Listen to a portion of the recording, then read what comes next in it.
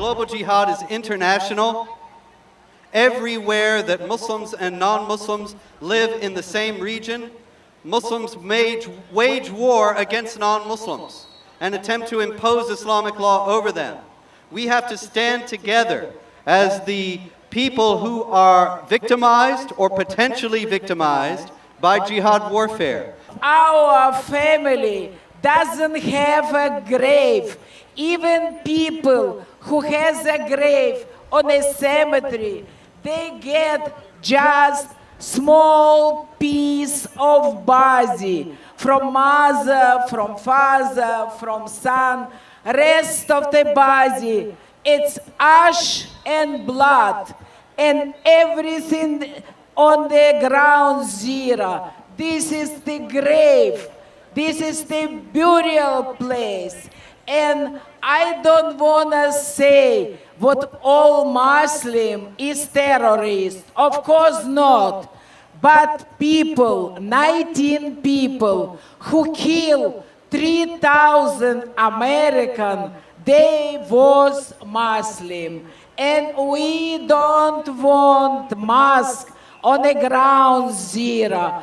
They can build any place, but not ground zero.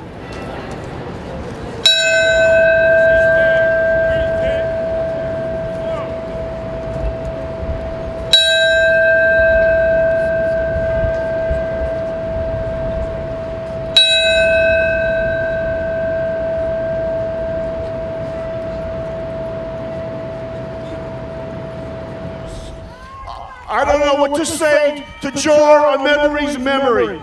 I want America to remember. What do you need to hear? You want to hear that there were people that were so frightened that they jumped out of buildings and they exploded on impact? You want to hear that there were dismembered bodies all over the way?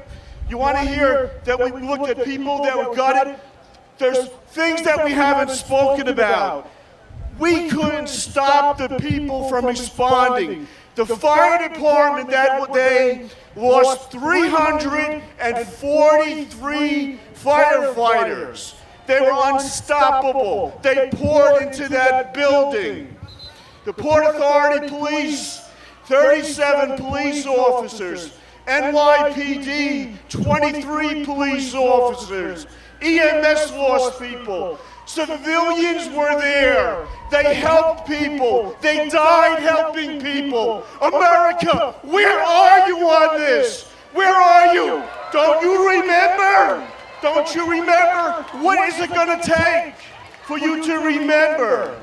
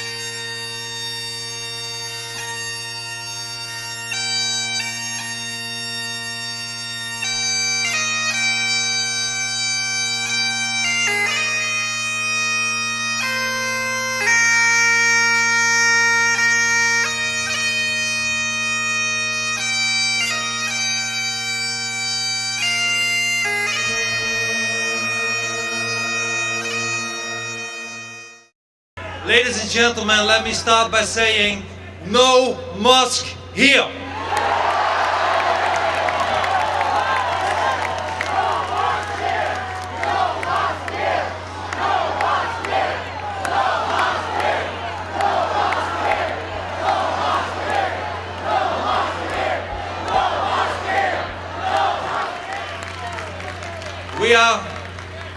We are here today because we have not forgotten all the loved ones that were lost and those left to carry on.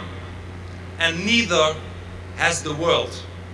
When the forces of jihad attacked New York, they attacked the world.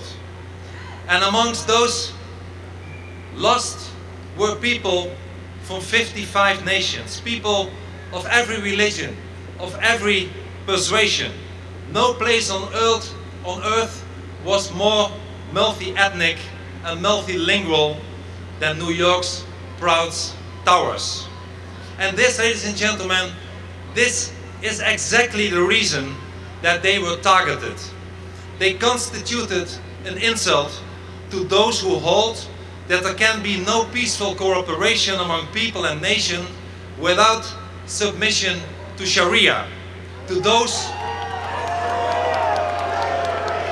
indeed, to those who wish to impose the legal system of the Islamic ideology to the rest of us. But as we all know, America, New York, and Sharia are incompatible.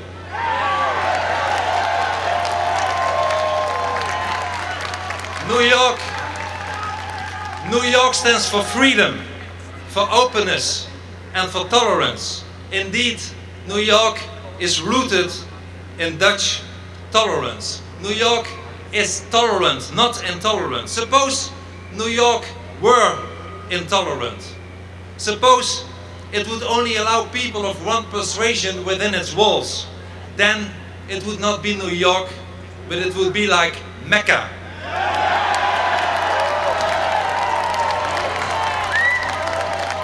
Mecca, a city without freedom. Whatever your religion, your persuasion, or your gender is, in New York you will find a home. But in Mecca, if your religion is not Islam, you are not even welcome to enter the city. Ladies and gentlemen, may we one day have an American president who has the courage and wisdom to suggest that perhaps the anniversary date of 9/11 could be used as a day for the Muslim world to try and understand the non-Muslim world.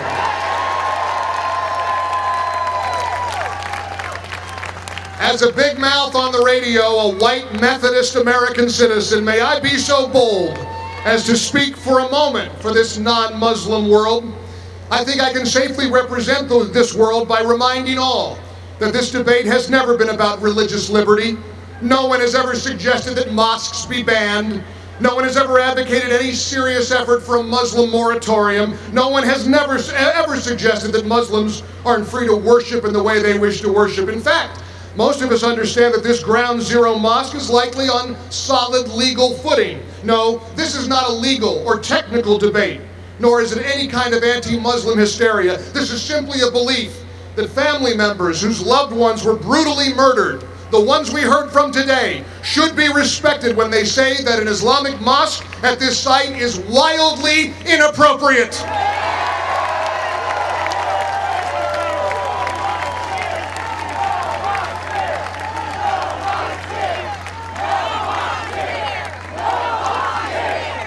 I think we all also remember the passengers and crew of United Flight 93, who in many respects were the only opportunity the victims of 9/11 had to counterattack. They didn't need the government to tell them what to do. They didn't need politicians to tell them what to do. They didn't need opinion leaders to tell them what to do. They knew what to do, and they did the right thing there on United Flight 93. And I think as we remember and honor the victims and the families of the 9/11 tragedy, it's with that in mind that we have to view the proposal to build the Ground Zero Mosque. It's a very strange enterprise that says we want to increase religious tolerance and understanding. And if you don't agree with that, we're going to increase religious and tolerance and understanding whether you like it or not. That's really a very unappealing face to put on the supposed effort behind the mosque. Ladies and gentlemen, we are at a crossroads. We are at a watershed moment in our country's history. I have an 11-year-old, soon to be 11-year-old son, and I fear for his future. And let me tell you why. The latest rationale for having this mosque here, according to Imam Rauf, is that if he moves it now, he doesn't know what the radical Islamists might do.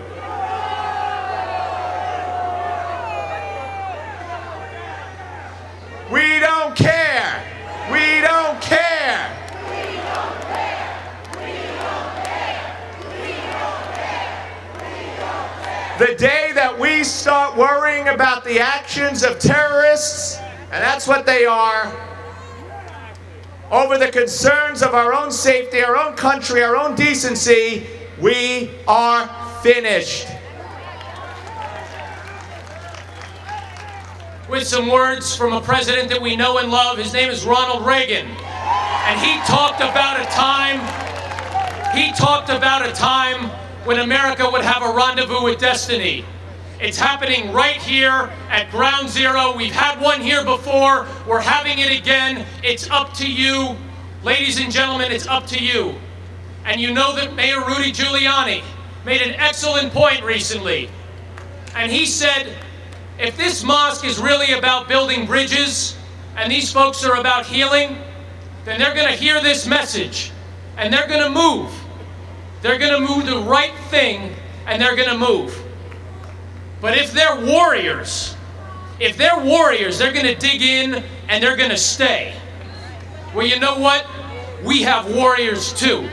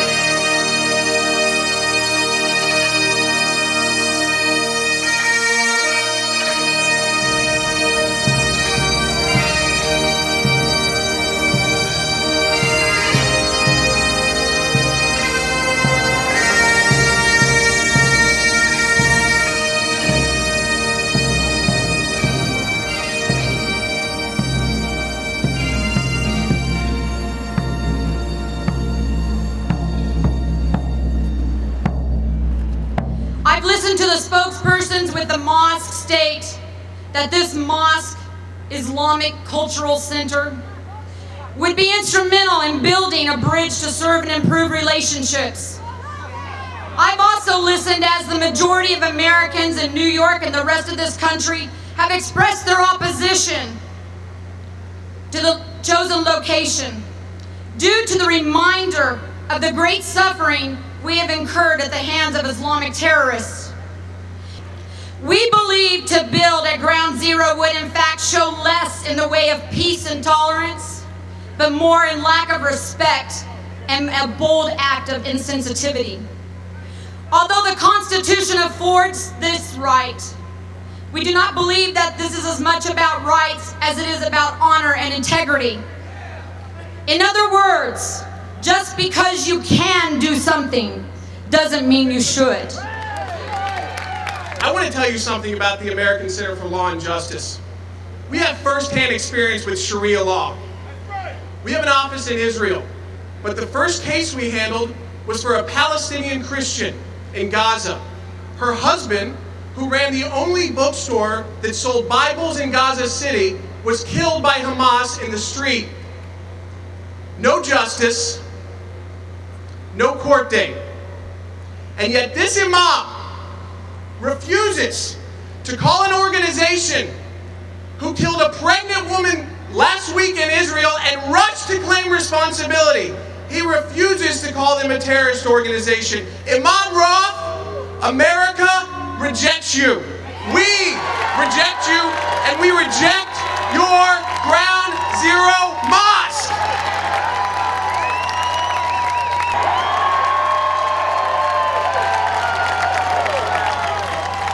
Do not ask us, do not ask me, the 9/11 family members, to continue to tolerate, to be tolerant of those who demonstrate selfish and self-serving behaviors and attitudes.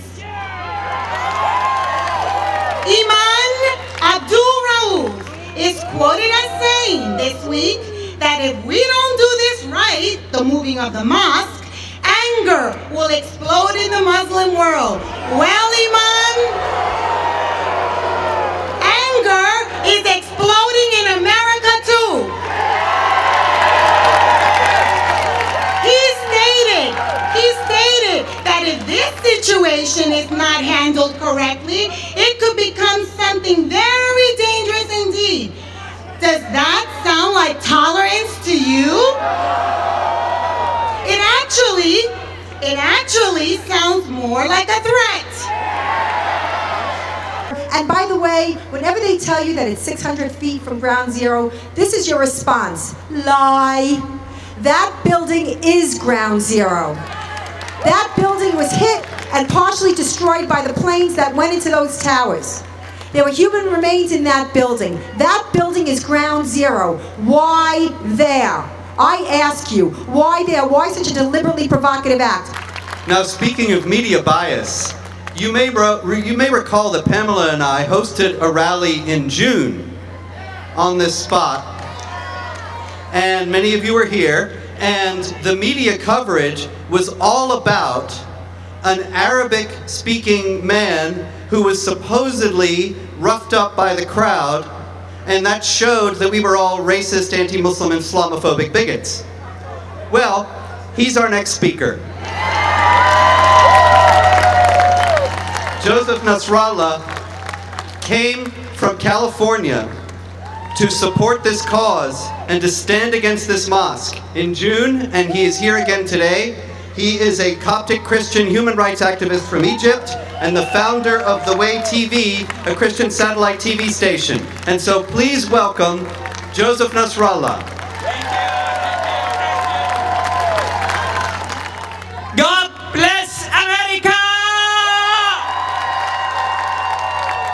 God bless America!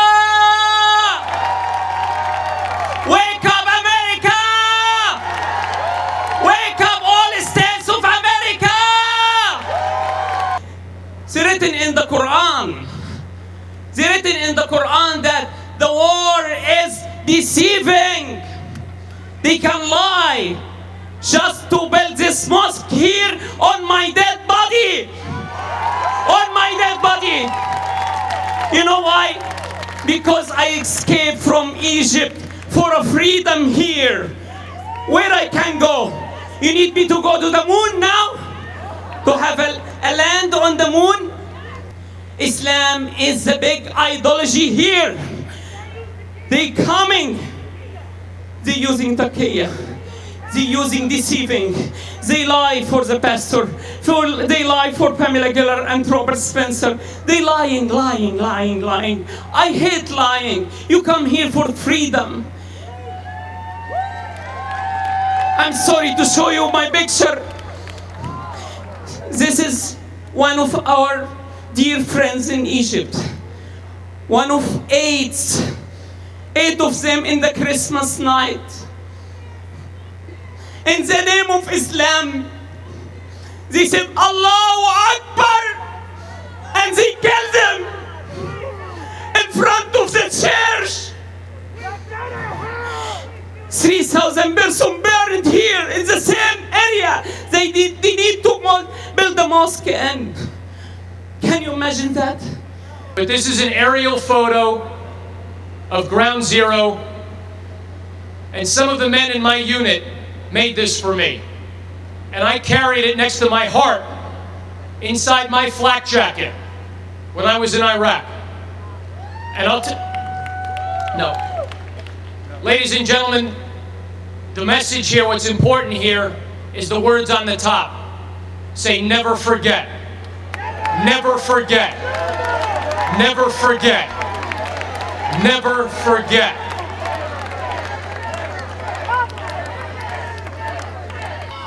Imam Rauf refuses to condemn terrorists because he says that terrorism, I quote, is a very complex question. He says, and I quote again Imam Rauf, that America is an accessory to the crime that happened on 9/11. In fact, Imam Rauf said, in the most direct sense, I quote him again, Osama bin Laden is made in the USA. And terrorism will only end if the West acknowledges the harm it has done to Muslims. Ladies and gentlemen, this crazy and idiotic remarks of this extreme imam proves that this man should never play the game he has in mind here in Manhattan.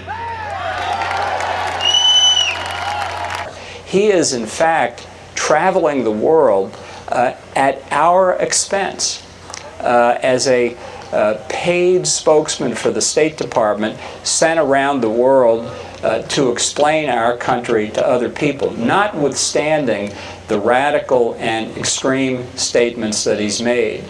So even beyond the mosque controversy, even if a new location can be found, I think we need to have a serious conversation about what it is at the State Department that has motivated them to finance the imam and perhaps others like him.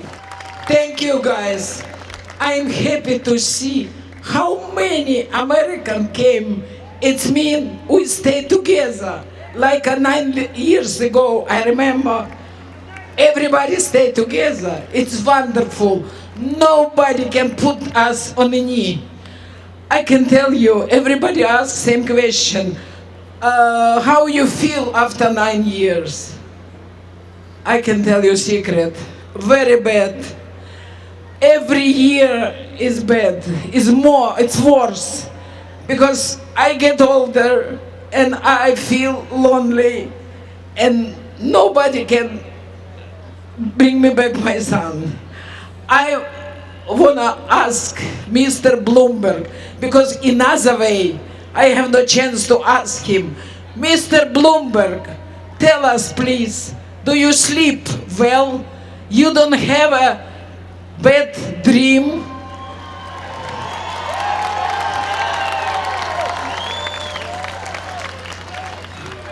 Nobody talking what we against to build mosque. No. Everybody can build anything what they want. You want to pray, God bless you. You want a mosque, God bless you. But not put mosque on a cemetery. Because this place...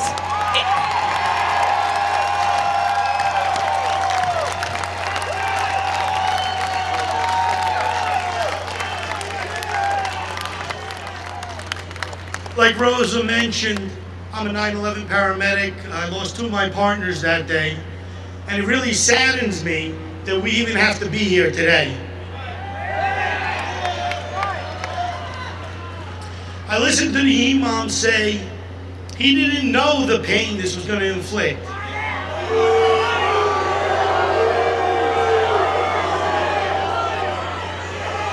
I hear the imam say he wants to bridge gaps and bring Muslims and non-Muslims together. Does that look like it's happening? I'll give him the benefit of the doubt. Maybe he didn't know then, but he knows now.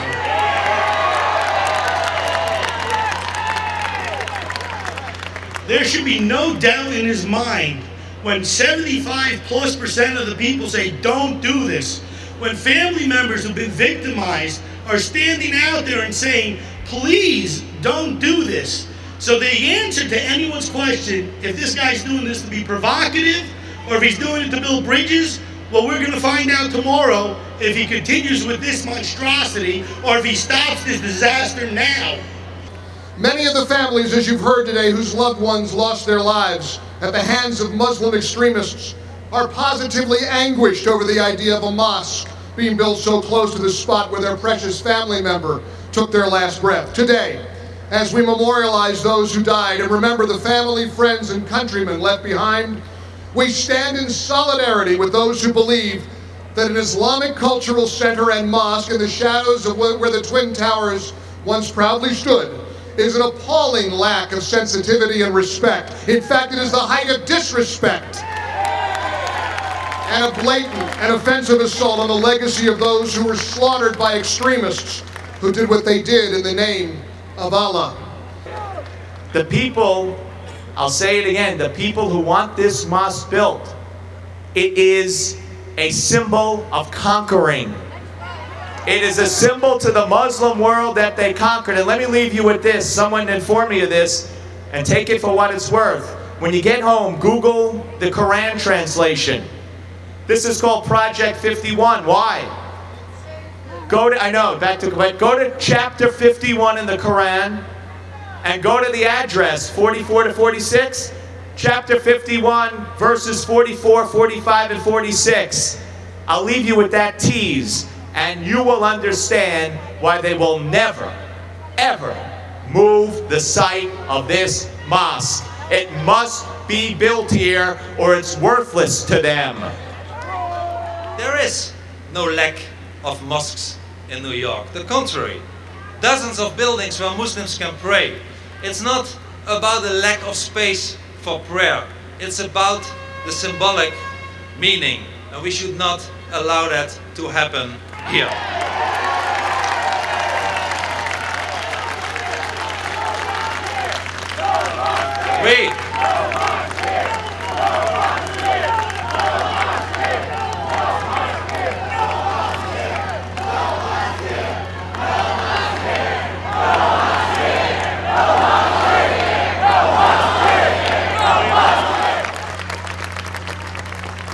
My fellow good and decent and fine and righteous Americans, I want to thank you from the bottom of my heart for coming out today and standing here for hours because you stand for America. You say yes to freedom and no to the Ground Zero Mosque.